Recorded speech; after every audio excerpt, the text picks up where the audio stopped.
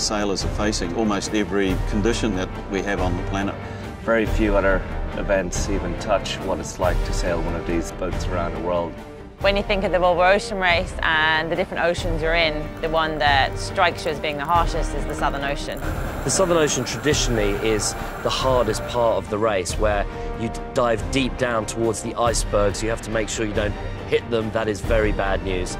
We're as far from man as you can be on the planet. I think the closest person to us was a guy in the International Space Station. So you're really, really far away from any other human being, and it's cold. Some of the most furious conditions you can ever find.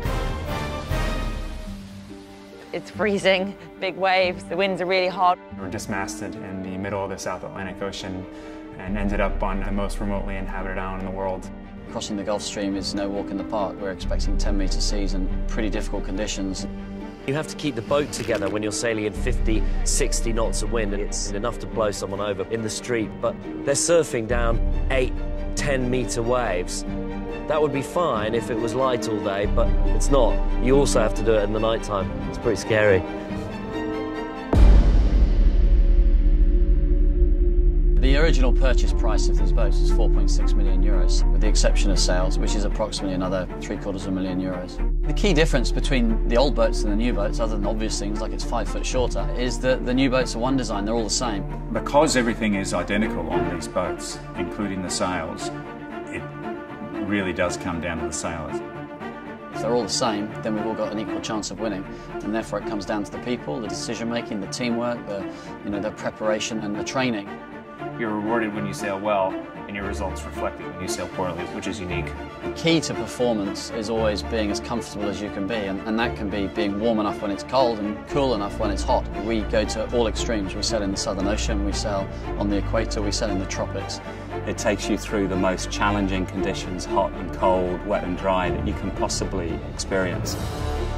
You know, having the right clothing and the right equipment is absolutely crucial. And Musto develops a kit basically to protect people in the Volvo Ocean Race from all those conditions.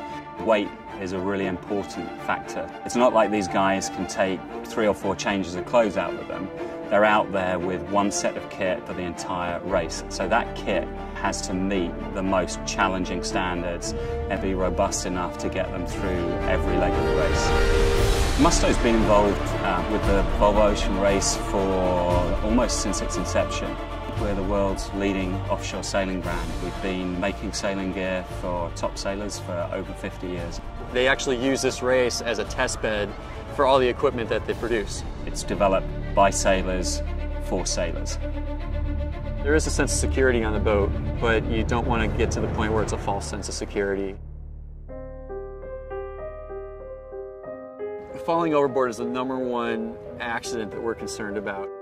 The Southern Ocean's all downwind sailing. You're going really, really fast. If someone were to fall overboard, the amount of time it would take the boat to turn around, you could be 10, 15 miles away from somebody, and then you're in really big waves. You literally would only have 2 to 3 minutes of survival time. Several races ago, there was a fatality on board. The water temperature dipped down to about 4 degrees Celsius. Well, Hans Horowitz was washed overboard 3 races ago at night in wind. At the time, he didn't have a life jacket or harness on. At that point, you really need every moment you can have for the boat to try and come find you. It's a horrifying experience losing one of your crewmates. We were asked to develop a dry suit. That's our HPX dry suit, and the objective of that piece of equipment was to basically protect someone in the water or extend their life for 2.5 hours. In terms of recovering a man overboard, the elements play a big part in what you do, and your equipment is the thing that actually gets you there in the end. It's pretty hard to describe to people what it's like. It's like being in a washing machine on spin cycle whilst you're sitting in the back of a truck going about 70 kilometres an hour down a bumpy road. It's quite clear from this description that I'm mad. There's people that like hate it, people that love it. Like me, I love to be away from the people, away from everything. Switch off your phone, do what you love to do.